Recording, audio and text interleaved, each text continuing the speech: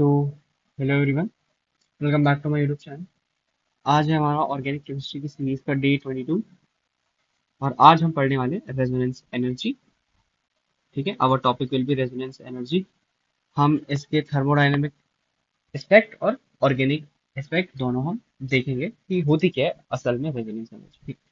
अच्छा, तो जिससे पहले मैं आपको रेजोनेंस एनर्जी पढ़ाना स्टार्ट करूं, I have given you these two questions. अच्छा, रेजोनेंस एनर्जी से पहले we will just study the back bonding once because it is a small topic and जल्दी से हम उसको खत्म कर ले जाएंगे। ठीक है, अब एक चीज देखो। सी, आपको बताना है कि क्या इस कंपाउंड में रेजोनेंस होता है या नहीं होता है। अगली क्लास में डिस्कस करूंगा। और इस कंपाउंड में सिर्फ एक लोन पेयर ही क्यों जाता है रेजोनेंस में, ये भी आपको मुझे बताना है यहाँ पे। ठीक है। अच्छा, आज जो बैक बॉन्डिंग हम स्टडी करते हैं, हाँ, तो आपके हमारे सिलेबस में ना दो टाइप की बैक बॉन्डिंग है। एक है फॉर कार्बोकटायन,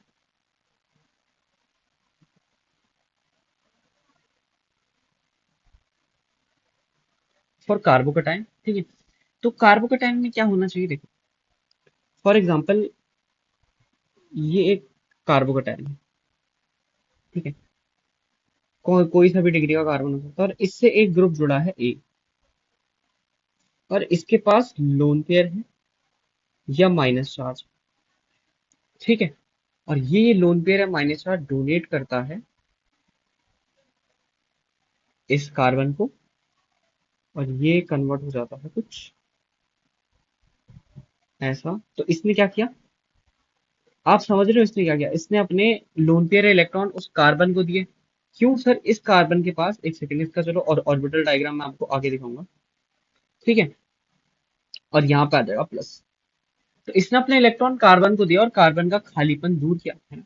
तो मतलब हो क्या रहा है यहाँ पे, ध्यान से देखो। Let's just remove the plus and हम उस हिसाब से चलते हैं। तो एक ऑर्बिटल इसके पास होगा, एक ऑर्बिटल एस इसके पास होगा और एक ऑर्बिटल इसके पास होगा। ये वैकेंट है, कार्बन का ऑर्बिटल क्या है, वैकेंट है। पर जो इस ए का ऑर्बिटल है उसमें लोन पेयर या नेगेटिव चार्ज है ना। तो इससे जो इलेक्ट्रॉन है वो यहाँ जा रहे हैं, ऐसे ऐसे ऐसे जा रहे हैं इधर। ठीक है, और जैसे ही वहां इलेक्ट्रॉन्स चले गए तो फिर क्या बन गया, बॉन्ड बन गया, है ना, जिसको आप पाई बॉन्ड कह रहे हो। ऐसा बॉन्ड बन गया, बॉन्ड बन गया। और एक और चीज भी, इस एक बॉन्ड बन रहा था बस। देखो, अगर इस पे नेगेटिव चार्ज होगा तब तो ए के ऊपर कोई प्लस नहीं आएगा क्योंकि उसके पास एक्सेस ऑफ इलेक्ट्रॉन थे, उसने दे दिए। पर अगर उसके पास लोन पेयर है जो कि उसके मॉलिक्यूलर स्ट्रक्चर में पहले से प्रेजेंट है, तब उसने अपना एक लोन पेयर दे दिया ना, तब उस पर प्लस चार्ज आएगा। पर उसके पास अगर नेगेटिव चार्ज है, यानी कि उसके पास एक्सेस इलेक्ट्रॉन है, तब उस पर प्लस चार्ज नहीं आएगा। तो मतलब ये कुछ बात है, मुझे समझा रहा हूँ। तो ऐसा आपका कुछ बनेगा कार्बोकटाइन के लिए। ठीक है, और जो बैक बॉन्डिंग है इट इज व्हाट, कार्बोकटाइन के लिए most important factor for rearrangement of carbocation. Sir, rearrangement of carbocation क्या होता है बेटा, इसे हम आगे पढ़ेंगे। ठीक है, for rearrangement of cation, for rearrangement of cation कौन सा कैटायन होगा sir, that is our कार्बो cation. इससे अच्छा कलर नहीं आ रहा है, एक सेकंड। ठीक है, तो आपको ये बात समझ में आनी चाहिए। ठीक है, it is the most important factor for rearrangement of carbocation, that is back bonding. अच्छा सर, क्या कार नाइन की भी बैक बॉन्डिंग होती है? हाँ बेटा होती है। कैसे, मैं दिखाता हूँ। For car A9.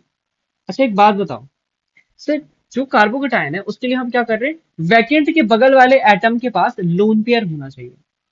ठीक है, वैकेंट के बगल वाले एटम के पास एक लोन पेयर या नेगेटिव चार्ज या एक्सेस इलेक्ट्रॉन होने चाहिए जो वो कार्बन को दे सके। पर कार्बन आयन के लिए क्या है कि लेट कोई ग्रुप है बी, या कोई एटम है बी, और it is connected to a carbon ion CH2 minus. ठीक है, तो इसके पास क्या होना चाहिए, सोचो, सोचो। सर, इसके पास होना चाहिए एक वैकेंट ऑर्बिटल। इसके पास क्या होना चाहिए, एक वैकेंट ऑर्बिटल होना चाहिए। ठीक है, इसके पास क्या होना चाहिए, ये क्या है हमारा वेकेंट ऑर्बिटल है और यहाँ क्या होगा, ये कार्बन अपने इलेक्ट्रॉन इस वैकेंट ऑर्बिटल में डोनेट करेगा ऐसे। ठीक है, कार्बन ने क्या किया, अपने इलेक्ट्रॉन वैकेंट ऑर्बिटल में डोनेट किए और कुछ ऐसी चीज इसने बनाई, B.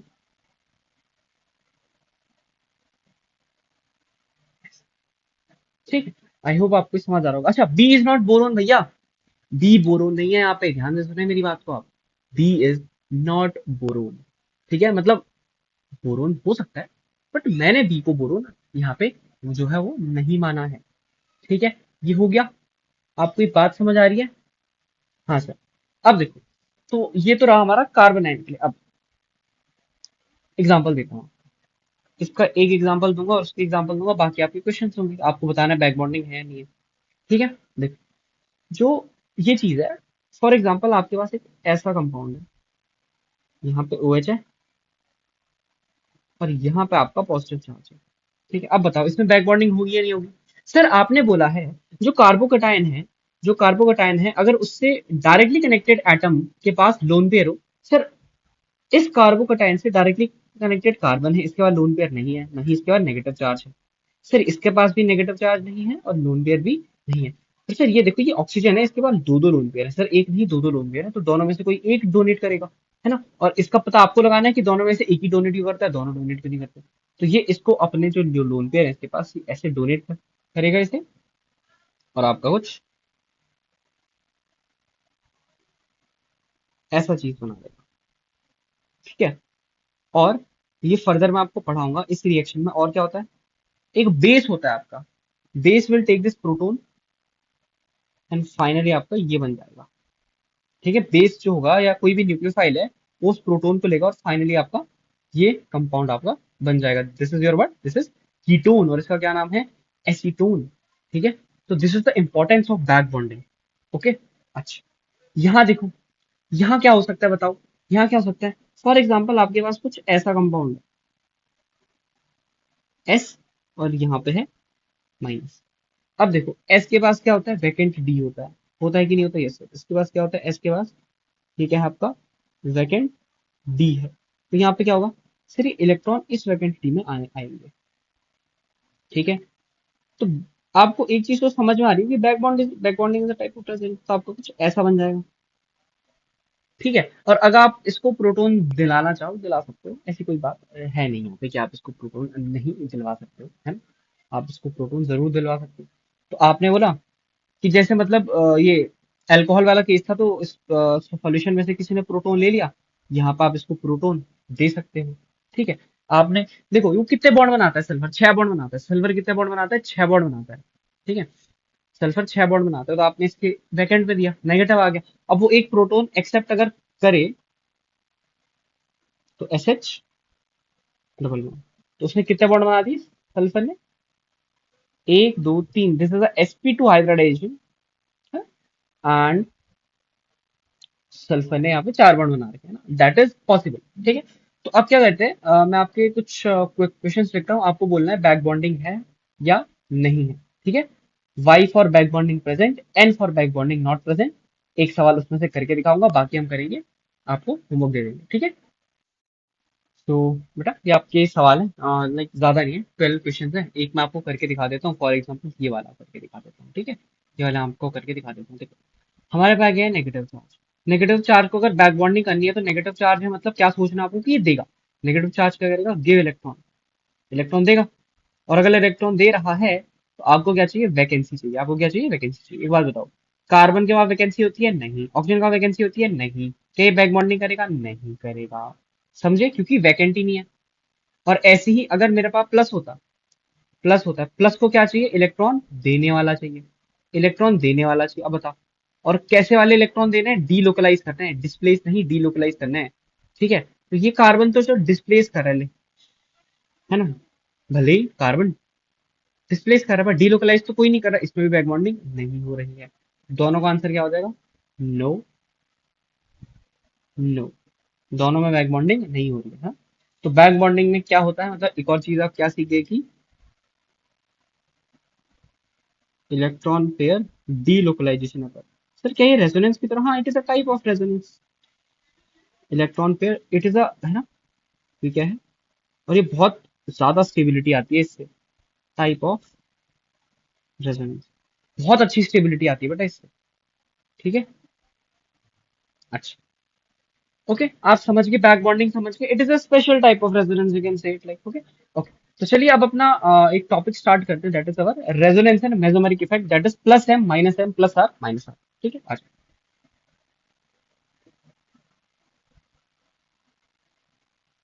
Resonance slash mesomeric effect. ठीक है, रेजोनेंस स्लैश मेसोमेरिक इफेक्ट। ठीक है, नाउ आई गेस, मैं मुझे देखो याद तो नहीं है, मैंने आपको बताया नहीं बताया, पर बता देता हूँ कि एक सेकंड पहले कलर ठीक करेंगे हम ना, ज्यादा वो हो गया। देख सुनो, बहुत ध्यान से सुनो, जो रेजोनेंस है ये आप इन एनी कंपाउंड बोल सकते हो, इन एनी कंपाउंड। ठीक है, रेजोनेंस इन एनी कंपाउंड बोल सकते हो, पर आपने अगर मेसोमेरिक बोल दिया, मेसोमेरिक बोल दिया, it is only in organic compound. ठीक है, it is only in organic compound. ठीक है, ओनली इन ऑर्गेनिक कंपाउंड। अब देखो, हमने जैसे इंडक्टिव इफेक्ट भी पढ़ा था, तो उसमें भी हमने दो चीजें देखी थी, एक था इलेक्ट्रॉन डोनेटिंग ग्रुप, एक था इलेक्ट्रॉन एक्सेप्टिंग ग्रुप, है ना। उसमें भी दो चीजें देखी थी, उसमें क्या दो चीजें देखी थी, एक था बेटा इलेक्ट्रॉन डोनेटिंग ग्रुप, एक था बेटा इलेक्ट्रॉन एक्सेप्टिंग ग्रुप, है ना। तो यहाँ भी हमारे पास दो चीजें होंगी, ऑब्वियस सी बात है, इलेक्ट्रॉन देने वाले भी होंगे और इलेक्ट्रॉन लेने वाले भी आपके पास के होंगे बेटा। ठीक है, they will be present here. ठीक है, तो अब आप क्या कर सकते हो, मेरी बात बहुत ध्यान से सुनना, है ना। तो लेट्स डिस्कस देन। तो हमारे पास है इलेक्ट्रॉन डोनेटिंग ग्रुप्स, जिन्हें हम ईडीजी कहते हैं। एक है हमारे पास इलेक्ट्रॉन विड्रॉइंग ग्रुप्स, जिन्हें हम ईडब्ल्यू कहते हैं, ईडब्ल्यूजी कहते हैं। और बेटा एक होते हैं आपके बोथ ईडीजी एंड ईडब्ल्यूजी, है ना। अब इनका बहुत अच्छा कॉन्सेप्ट है, पहले हम चलो इलेक्ट्रॉन डोनेटिंग ग्रुप्स पे आते हैं। इलेक्ट्रॉन डोनेटिंग ग्रुप का, अच्छा, बहुत छोटी सी जगह पर अपना काम हो जाएगा उसमें। देखो इसमें क्या है कि connected atom, connected atom has loan pair और नेगेटिव चार्ज। ठीक है, या तो आपके पास लोन पेयर होगा या तो आपके पास नेगेटिव चार्ज होगा। तो फॉर एग्जांपल हम इन सब में बेंजीन का एग्जांपल लेंगे। ठीक है, ये बेंजीन है और इससे मैंने जोड़ा है लेट ओ एच। तो जो ओ एच है, ध्यान सुनना, ये जो ओ एच के इलेक्ट्रॉन है, अभी तो अब आप समझ गए कि ये बेंजीन की तरफ जाएंगे, है ना। दिस इज रेजोनेंस ओनली कि ओ एच के इलेक्ट्रॉन ऐसे ही दिखाते हैं, बेंजीन की तरफ जा रहे हैं, है ना। तो जो O है, ये कैसा ग्रुप हो गया, ये हो गया सर प्लस आर या प्लस एम ग्रुप, क्योंकि वो दे रहा है और बेंजीन खींच रहा है। हाँ, अगर बेंजीन इलेक्ट्रॉन विड्रॉ कर रहा है तो इसको कहाँ डालोगे, ईडब्ल्यूजी में डालोगे। अभी लिखता हूँ देखो, है ना। तो ईडीजी में क्या हो गया आपका, या तो प्लस आर बोलोगे आप, या आप बोलोगे प्लस एम। ठीक है, अब देखो, और ये क्या हो गया, इसको आप बोलोगे सर माइनस आर या माइनस एम, क्योंकि खींच रहा है। अच्छा, उसके बाद ईडब्ल्यूजी, ईडब्ल्यूजी में क्या होगा, ईडब्ल्यूजी में क्या होगा, कनेक्टेड एटम, आपको एटम देखना है ना। अब अभी दिखाऊंगा क्या देखना है आपको। कनेक्टेड एटम हैव या तो इसका वैकेंट ऑर्बिटल होगा, वैकेंसी बोले तो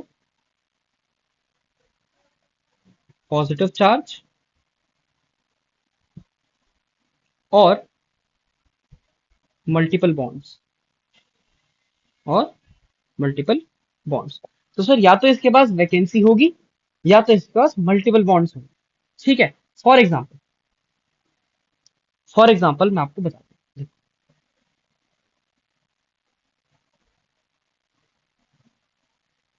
एक सेकेंड, हाँ, ले यार, सॉरी बेटा, थोड़ा टाइम लगा बस।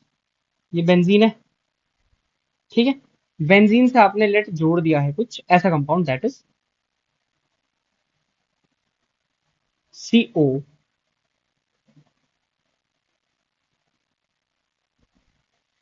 ये जोड़ दिया आपने बेंजीन से, ठीक है। ये क्या है, एसिड है। देखो, बेंजीन से डायरेक्टली कनेक्टेड कार्बन पे मल्टीपल बॉन्ड हैं। पाई स्टार, याद आया, पाई स्टार मल्टीपल बॉन्ड है और पाई स्टार है, तो क्या होगा, सिर्फ बेंजीन इसे अपने इलेक्ट्रॉन देगा, ठीक है। तो यहाँ पे क्या हुआ, जो ये कार्बोक्सिलिक ग्रुप है, जो ये कौन सा ग्रुप है, कार्बोक्सिलिक ग्रुप है, it is behaving as what, behaving as में ये क्या है, -R या -M। पर सर यहाँ पे तो बेंजीन अपने इलेक्ट्रॉन दे रहा है। हाँ, तो बेंजीन इलेक्ट्रॉन दे रहा है, तो ये क्या हो जाएगा, +R या +M। तो मतलब ये वाले कौन से ग्रुप हो गए, हो गया -R या माइनस। तो सर ईडीजी में जब आपने एग्जांपल दिया तो आपने बोला OH है, बेंजीन से डायरेक्टली कनेक्टेड OH है, O के पास लोन पेयर है, वो इलेक्ट्रॉन दे रहा है, it is behaving as a electron donating group, ठीक है। सर फिर आपने बोला जो हमारा बेंजीन है, अब आपने OH हटा के उस पर कार्बोक्सिलिक एसिड जोड़ दिया, एंड कार्बोक्सिलिक एसिड का जो कार्बन है उसमें मल्टीपल बॉन्ड्स हैं, तो it is behaving as a electron withdrawing group, benzene के इलेक्ट्रॉन खींच रहा है। तो सर एक जगह बेंजीन को इलेक्ट्रॉन दिए जा रहे हैं, एक जगह बेंजीन के इलेक्ट्रॉन खींचे जा रहे हैं, और एक जगह बेंजीन इलेक्ट्रॉन ले रहा है, एक जगह बेंजीन इलेक्ट्रॉन दे रहा है। सर बेंजीन तो दोनों की तरह काम कर रहा है। बेंजीन किसकी तरह काम कर रहा है, दोनों की तरह काम कर रहा है। सर इसका मतलब ये बोथ ईडीजी एंड ईडब्ल्यूजी वाली कैटेगरी में आता है, बिल्कुल सही। देखो, जो बोथ ईडीजी एंड ईडब्ल्यूजी वाली क्या कैटेगरी है, that is both donating and withdrawing group, ये क्या क्या हो सकता है, इनका मतलब फीचर्स क्या है, इनके फीचर्स हैं, जो ईडीजी और ईडब्ल्यूजी के दोनों के फीचर होंगे, ठीक है। Both lone pair and vacancy present, both lone pair and vacancy present. और एक बहुत इंपॉर्टेंट बात लिखने जा रहा हूँ, प्लीज प्लीज इस पर ध्यान देना, नेट इलेक्ट्रॉन विड्रॉइंग होता है, नेट इलेक्ट्रॉन विड्रॉइंग ग्रुप होता है। मतलब आपने लगा लिया दुनिया भर का, आपने वो लगा लिया क्या, ज्ञान लगा दिया, जो नेट ये ग्रुप होगा that is net electron withdrawing group की कैटेगरी में आपके आते हैं। बेटा कोई कलर ही नहीं अच्छा लग रहा मुझे आज, ये वाला देखते हैं, ठीक है। ये आपके क्या होते हैं बेटा, नेट इलेक्ट्रॉन विड्रॉइंग होता है, प्लीज इस बात को आप ध्यान रखें, नेट इलेक्ट्रॉन विड्रॉइंग होता है ये, ठीक है। ये क्या होता है आपका, नेट इलेक्ट्रॉन विड्रॉइंग ग्रुप में आपके आते हैं, मतलब खींचते ही है, मैक्सिमम ये खींचते ही है। अगर कोई देने वाला प्रेजेंट है तो क्या होगा, देखो मैं समझाता हूँ आपको इस बात को कि ये क्या है यहाँ पे। देखो कि ऊपर जो मैंने बात लिखी है कैसे हो रहा है, अगर मेरे पास जैसे बोथ ईडब्ल्यूजी और ये है, इसका मैं लेट एक इसके लिए नाम सजेस्ट कर देता हूँ आपका, कि क्या ही नाम सजेस्ट करना, आप यहाँ लिखो अच्छा, तो लेट बी मतलब बोथ, ओके। अगर इससे कोई ऐसा एटम कनेक्टेड है, देखो पहले तो मैं एटम अच्छे से बना देता हूँ आपके लिए, ओके। देखो, पहला केस क्या है, अगर ऐसा कोई एटम कनेक्टेड है जिसके पास माइनस हो, ऐसा कनेक्टेड है जिसके पास प्लस हो, अच्छा माइनस के साथ लोन पेयर भी हो सकते हैं और प्लस के साथ वैकेंसी भी हो सकती है, और या तो न्यूट्रल सिस्टम हो, या तो कैसा सिस्टम हो, न्यूट्रल सिस्टम हो, ठीक है। ये क्या है, न्यूट्रल है। तो अगर बी क्या है हमारा, बी हमारा both electron withdrawing and donating group है, या तो चलो इसको हम एक्स मान लेते हैं, ठीक है, इसको हम क्या मान लेते हैं बेटा, एक्स मान लेते हैं इसको, ठीक है। तो देखो, जिसके पास ज्यादा है उससे ले रहा है, तो यहाँ पे कौन सा इफेक्ट ये शो कर रहा है, -R। जिसके पास नहीं है उसे ये दे रहा है, तो इसके पास कौन सा आ गया, +R। अच्छा, और सर जिसके पास न्यूट्रल है, जिसके पास ना ज्यादा है ना कम है, उससे ये खींच रहा है। सर पर यहाँ पे रेजोनेंस तुम देखो दिख नहीं रहा, क्योंकि ना माइनस चार्ज है ना प्लस चार्ज है, इस पे पाई ऑर्बिटल है ही नहीं, तो बेटा यहाँ पे ये दिखाता है -I। यहाँ पे क्या दिखाता है, खींचना तो उसको है, तो यहाँ पे -I दिखाता है। इसका क्या मतलब है, सर जिसके पास ज्यादा है उससे -R करेगा, जिसके पास कम है उससे +R करेगा क्योंकि लोन पेयर है, -R करेगा क्योंकि वैकेंसी है, और सर न्यूट्रल के साथ ये -I करेगा, न्यूट्रल के साथ ये क्या करता है, -I करता है, उससे इलेक्ट्रॉन ये हमारे खींचता है। ठीक है, आई होप आपको ये बात समझ में आ रही होगी। ठीक है, अच्छा, समझ आएगा, समझ आई। तो ये एक बार आप इसको देख लो, मतलब पढ़ लो, मैं आपको एक बार बता देता हूँ और बता देता हूँ। तो हम क्या देख रहे हैं, हम बोल रहे हैं सर रेजोनेंस या मेसोमेरिक इफेक्ट हम पढ़ रहे हैं। रेजोनेंस हम बोलते हैं किसी भी कंपाउंड में, मेसोमेरिक स्पेशली ऑर्गेनिक कंपाउंड के लिए बोलते हैं। सर ये तीन टाइप का हो सकता है ये इफेक्ट। सर एक तो होता है only donating effect, that is plus R and plus M, जिसपे एटम के पास सिर्फ लोन पेयर और नेगेटिव चार्ज होगा और वो इलेक्ट्रॉन देगा। सर एक होता है इलेक्ट्रॉन विड्रॉइंग। एक क्या होता है, एक होता है electron withdrawing. Sir electron withdrawing में क्या होगा, कनेक्टेड एटम के पास वैकेंसी होगी या पॉजिटिव चार्ज होगा या मल्टीपल बॉन्ड होगा और वो इलेक्ट्रॉन खींचेगा। ठीक है, वो हो गया आपका विड्रॉइंग। और सर एक बोथ इलेक्ट्रॉन डोनेटिंग और इलेक्ट्रॉन विड्रॉइंग होता है जिसको हम एक्स बोल रहे हैं, लेट। सर इसमें बोथ लोन पेयर और वैकेंसी प्रेजेंट होती है। तो जिसके पास ज्यादा है उससे लेता है, जिसके पास कम है उससे देता है, और जिसके पास कुछ नहीं है उससे भी ये खींच लेता है ना। और इसका नेट जो इफेक्ट आता है sir, that is electron withdrawing effect. इसमें क्या आता है, नेट इलेक्ट्रॉन विड्रॉइंग इफेक्ट आपका इसमें प्रेजेंट होता है। ठीक है, आई होप आपको ये बातें समझ में आ रही होंगी। ठीक है, now let's let me write questions for you. Okay, let me write questions for you for the resonance and mesomeric effect. आपको बताना है प्लस आर है, प्लस एम है या माइनस आई है, ऐसा बताना। मतलब मैं, हमने अभी रेजोनेंस और इंडक्टिव पढ़ा है, तो उसके बेसिस पे मैं सवाल डालूंगा, आपको बताना है कि किसमें क्या क्या हो रहा है। ठीक है, ओके। सो स्टूडेंट्स ये आपके क्वेश्चंस हैं। चलिए मैं आपको दो अटेम्प्ट करके बता रहा हूँ। ठीक है, एक मैं आपको ये बता रहा हूँ और एक मैं आपको बता रहा हूँ वो ये बता रहा हूँ। ठीक है, ये दोनों मैं आपको बता रहा हूँ। चलो स्टार्ट करते हैं एनएच माइनस के साथ। ठीक है, अब आपको क्या याद आएगा, आपको याद आएगा कि मैंने बोला था कि अगर माइनस चार्ज है, माइनस चार्ज है, तो वो इलेक्ट्रॉन दे सकता है, it will behave as a plus R group. It will behave as what, a plus R group. ठीक है, अच्छा, इतना ही नहीं, अभी और सुनिए, प्लस आर की तरह बिहेव कर रहा है। सर एन के ऊपर माइनस है, हमने प्लस आई में भी पढ़ा, ये प्लस आई की तरह भी बिहेव करेगा। हाँ सर, अच्छा, इलेक्ट्रॉन दे भी सकता है रेजोनेंस से भी, और प्लस आई से डिस्प्लेस, डिस्प्लेस क्या बोल रहा हूँ, प्लस आई से डिस्प्लेस कर सकता है और प्लस आर से डीलोकलाइज कर सकता है। फिर ये वाला आयन देखो, क्वाटरनरी अमोनियम सॉल्ट करके कुछ। तो इसका जो प्लस है ना, नाइट्रोजन तीन बॉन्ड बनाता है, उसने चार बॉन्ड बनाए, औकात से बाहर के बॉन्ड है, वो चार बॉन्ड उसकी औकात से बाहर है, वो तीन बॉन्ड बनाता है नॉर्मली, ये फॉर्मल चार्ज है। अच्छा, फॉर्मल चार्ज है तो ये ना ही इलेक्ट्रॉन ले सकता है, और लोन पेयर तो इसके पास है नहीं, तो ना ही इलेक्ट्रॉन दे सकता है। अच्छा, तो अब क्या होगा सर, ये रेजोनेंस तो शो नहीं करेगा, रेजोनेंस तो इसमें नहीं शो हो रहा है। ये जो शो कर सकता है वो आयनिक है, और वो भी है माइनस आई शो करेगा।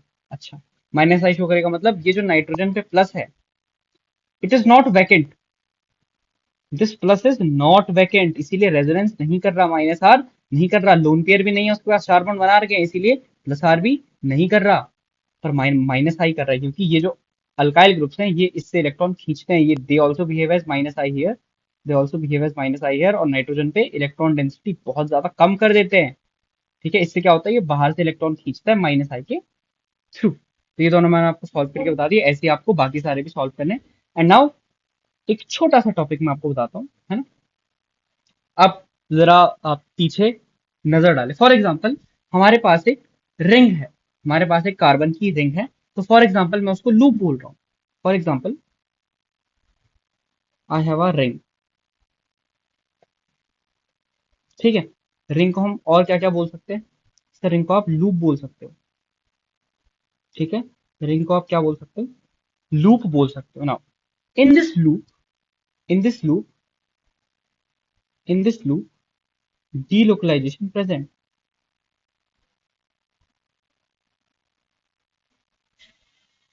इस लूप में क्या है बेटा, जो डीलोकलाइजेशन है वो प्रेजेंट है। In this loop delocalization is present. जैसे ही आपने बोला डीलोकलाइजेशन इन प्रेजेंट, मेरे दिमाग में एक चीज आई, और मैंने बोला आप भी सोचो, और आपने बोला हाँ सर हमारे दिमाग में भी चीज आ रही है। अगर डीलोकलाइजेशन प्रेजेंट है, तो या तो वो कंप्लीट होगी,